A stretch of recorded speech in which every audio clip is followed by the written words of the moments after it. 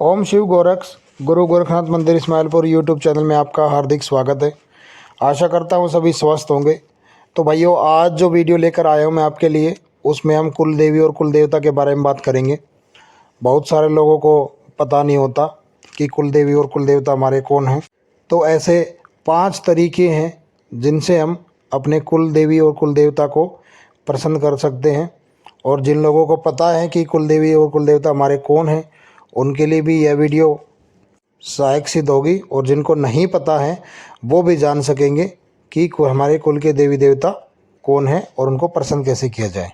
देखो भाई, कुल के देवी और देवता के बारे में है ना, जो हमारे पूर्वज होते हैं, कई बार जो पीढ़ी दर पीढ़ी जो जिस भी देवता की हम पूजा कर रहे होते हैं, पीढ़ी दर पीढ़ी, तो उसको बोलते हैं कुल के देवी और देवता। अब कुछ घरों में ऐसा होता है कि कुछ परिवारों में कि पीछे जो पूर्वज वगैरह होते हैं, उनको नहीं पता होता कि कौन कुल के देवी देवता है।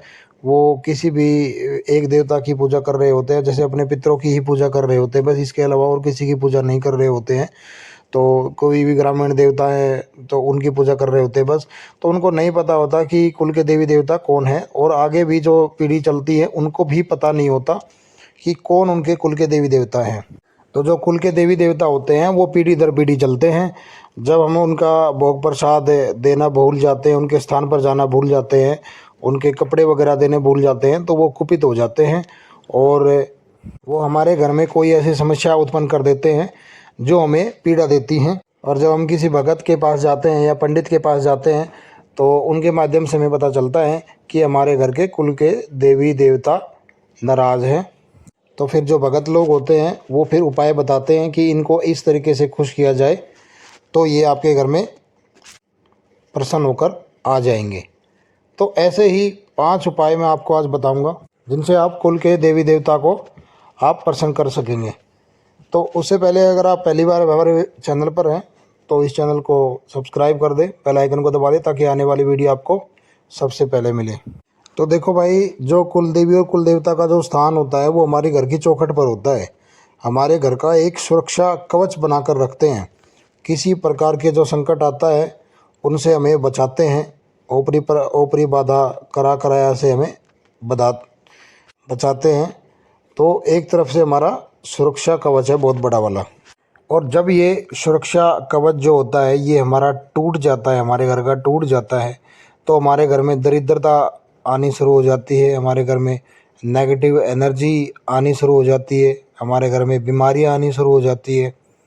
तो एक होता है कि एक खुला घर है, एक खुला घर है जिसमें कोई भी व्यक्ति नहीं रहता, तो वहाँ पे आने वाला बाहर से व्यक्ति बिना किसी से पूछे अंदर घुस जाएगा। तो वैसे ही जब सुरक्षा कवच टूट जाता है तो वैसे ही घर वैसा ही हो जाता है। जो सूक्ष्म दर्शय, मतलब सूक्ष्म जगत की जो चीज़ें हैं वो सारी हमारे घर में आ जाती हैं, क्योंकि उनकी रोक टोक करने के लिए कोई भी हमारे घर के द्वार पर नहीं होता है और हमारे घर में कष्ट देती है, पीड़ा देती है, जिसकी वजह से पूरे परिवार को हानि उठानी पड़ती है। तो इसी वजह से मैं आज आपको एक ऐसे 5 ये उपाय बताऊंगा जिनसे निश्चित ही आपके कुल के देवी देवता आपसे प्रसन्न होंगे और वो आपके घर में भी आगमन करेंगे और आपके परिवार पर अपना आशीर्वाद भी बनाएंगे। तो भाइयों, वीडियो को पूरी देखना, पूरी सुनना, ताकि आपको पूरी जानकारी बारीकी से पता करे हो। तो सबसे पहला उपाय ये है कि जब भी आप कोई पूजा साधना करें तो सबसे पहले अपने कुल के देवी देवता की करें, इष्ट देव से पहले। सबसे पहले अपने कुल के देव जो पितृ होते हैं पहले उनकी की जाती है, और उसके बाद यानी कि इष्ट देव से पहले अपने कुल के देवी देवता की पूजा करें, जो कि आपके सबसे पहले प्रसन्न होंगे। वो अपना आशीर्वाद भी बनाएंगे और घर में सुख शांति भी बनाएंगे। अगर आपके कुल के देवी देवता आपके खुश हो गए, यानी कि आपके पितृ खुश हो गए, आपके कुल के जो देवी देवता हैं वो खुश हो गए, तो ये मान लो कि अन्य भी देवता आपके इष्ट देव हैं, आप किसी भी और अन्य देवता की साधना करेंगे तो वो बहुत जल्दी खुश हो जाएंगे आपकी थोड़ी सी पूजा से। दूसरी बात, कभी भी कुल के देवी और देवता की पूजा करने के लिए ना ही आपको किसी गुरु की आवश्यकता होती है, ना ही आपको किसी भी सुरक्षा कवच की आवश्यकता होती है, क्योंकि यह जो साधनाएं हैं, यह जो देवता है, यह आपका पीढ़ी दर पीढ़ी चला हुआ है।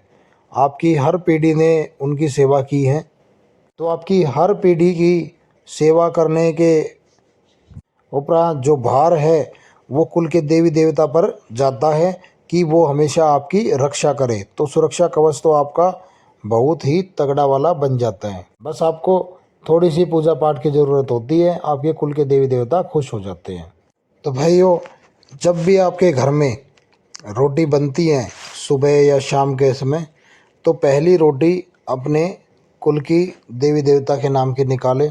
अगर आपके घर में कुल की देवी भी है और कुल का देवता भी है, दोनों हैं, तो आप पहल की 2 रोटी निकालें और 2 रोटियों पर आपको घी लगाना है और उसके बाद गुड़ की थोड़ी सी डली उसके ऊपर रखनी है।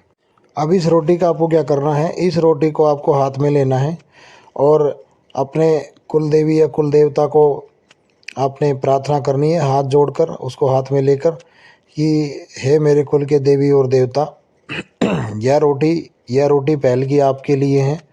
इसे मैं तो मूर्ख हूँ, अज्ञानी हूँ, ज़्यादा पूजा भक्ति नहीं जानता हूँ। मैं जैसा भी श्रद्धा भाव से ये भोग प्रसाद दे रहा हूँ, ये इस भोग प्रसाद को स्वीकार करें और इस रोटी को अपने घर के मंदिर में या किसी एकांत जगह पर रख दे। आधे घंटे बाद इस रोटी को आप गाय को दे दें। इस उपाय करने से आपके पितर तुरंत प्रसन्न होंगे और साथ साथ आपके कुल के देवी देवता भी प्रसन्न होंगे।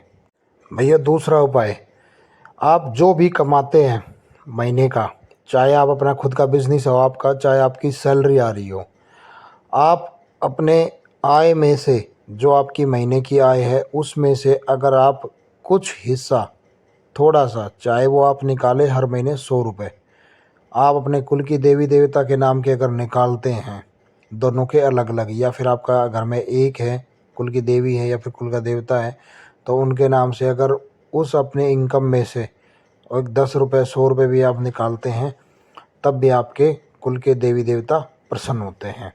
अब उसमें होता क्या है कि आपको जैसे साल में एक बार आप उनकी पैरावनी कर दें, उनका प्रसाद बांट दें, उनके नाम का आप भंडारा कर दें, तो यह सब करने से आपके जो कुल के देवी देवता है वो प्रसन्न होते हैं और आशीर्वाद बनाते हैं। और यह जब आप पैसा कंटिन्यू अब निकालेंगे, तो आप देखना कि अगर आपने 100 रुपये निकाले हैं तो वो आपको 1000 रुपये देंगे। ये आप निकाल कर देखिए और स्वयं महसूस भी करिए। दोस्तों तीसरा उपाय कि आपको उनके स्थान पर जाना है। महीने में आप एक बार जाए, चाहे 6 महीने में एक बार जाए, अगर दूर है तो।